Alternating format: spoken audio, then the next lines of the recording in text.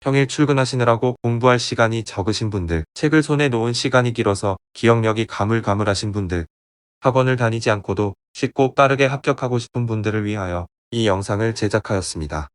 저는 인터넷에서 사회통합 종합평가교과서 한 권을 사서 한 달 동안 독학으로 공부하여 82점을 맞았습니다. 여러분은 60점 이상만 맞으면 합격입니다.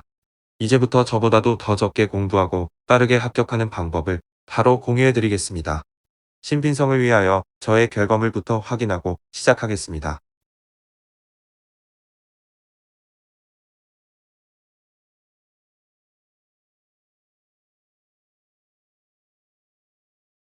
우리의 목표는 바로 한 달 안에 60점 이상으로 합격하기입니다. 고득점이 필요 없습니다. 그냥 60점 이상 맞으면 합격입니다. 70점도 필요 없습니다. 그럼 어떻게 전수를 만들어야 할까요?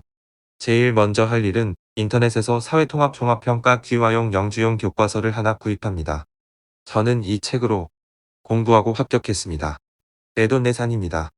출판사 광고 받고 추천하는 게 아닙니다.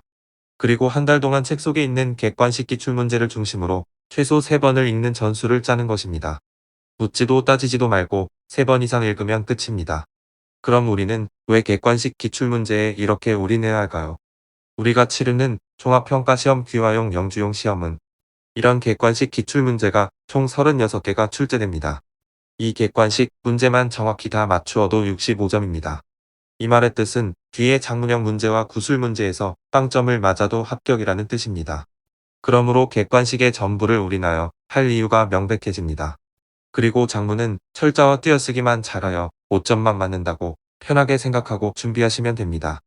또 구술 시험은 운이 좋으면 3점 맞아도 좋다는 식으로 애국가 1절만 달달 외우시고 가시면 됩니다. 애국가가 구술 시험에 출제되지 않았다면 빵점을 맞아도 괜찮습니다.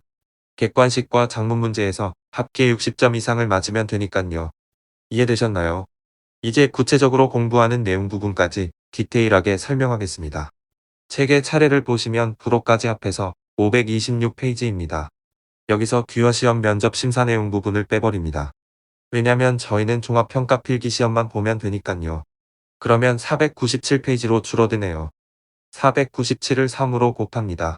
그리고 다시 31로 나눕니다.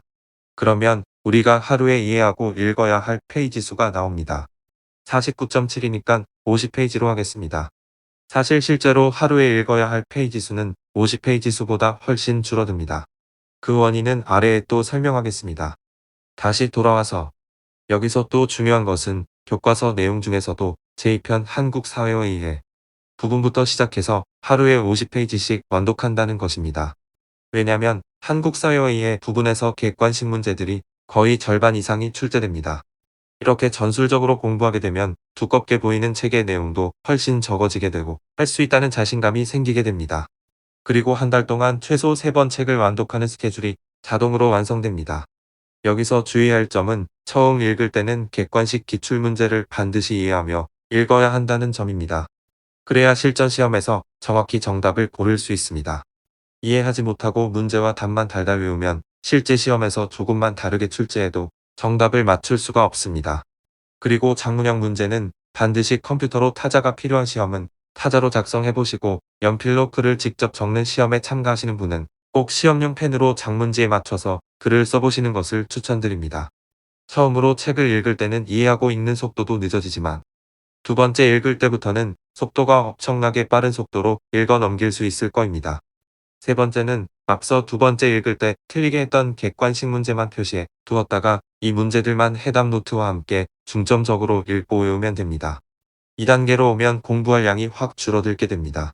다시 한번 강조하지만 제일 처음 읽을 때는 문제 자체만 읽고 답을 기억하는 것이 아니고 틀린 답안 내용도 왜서 틀렸는지 맞게 하려면 어떻게 되어야 하는지 해설 부분을 꼼꼼히 읽으면서 이해하고 넘어가야 합니다. 그리고 한국어 수준이 한국의 초등학교 이상이면 한국어 문법과 어휘 부분의 객관식 문제는 빠르게 읽으시면 됩니다. 외울 필요가 없습니다. 너무 쉽다면 쉽기 때문입니다. 그래서 이 부분은 또 총 읽어야 할 페이지 수에서 제외하면 꼼꼼히 읽어야 할 페이지 수가 3분의 1로 줄어들게 됩니다. 참고로 저는 책 속의 한국어 문법과 어휘 부분을 전혀 읽지 않고 시험을 보았습니다. 아마 이 부분은 만점이 되었을 거라 확신합니다. 왜냐면 객관식 문제와 작문형 문제만으로도 72점을 획득했으니깐요. 자, 여러분은 지금까지 내용을 잘 이해하셨나요? 다시 한번 요약하면 인터넷에서 종합평가 기화용 영주용 책을 최신 것으로 사고 총 페이지 수를 30일에 3번 읽을 수 있도록 계산한 후 한국 사회의 이해 내용 부분부터 읽으시면 됩니다. 이렇게 책 속의 객관식 문제를 풀어보면 이게 전부입니다. 이미 시험을 신청하신 분들은 바로 시작하시면 되겠습니다. 하루 50페이지량을 소화하기 위해서 자신들만의 하루 스케줄을 만드시길 바랍니다. 혹시 제가 사용한 교과서가 궁금하시다면 고정 댓글에 적어 놓았으니까 참고하시면 되겠습니다. 실제 제가 본 시험에서 책 속과 거의 비슷한 난이도로 출제되었습니다. 사실 이 공부법은 종합평가시험뿐만 아니라 한국의 다른 객관식 문제 시험들에 똑같이 응용할 수 있습니다. 참고로 국가기능사 자격증 시험에도 활용할 수 있습니다. 몇 년 전에 저는 이 공부법으로 국가기능사 시험과 관광안내사 시험에 모두 한 번에 합격했습니다. 뭐 이런 각종 자격증들이 경제적으로 저에게 도움을 준 건 아니지만 말입니다. 그럼 오늘 영상도 봐주셔서 감사합니다. 더 좋은 영상으로 또 찾아뵙겠습니다. 감사합니다.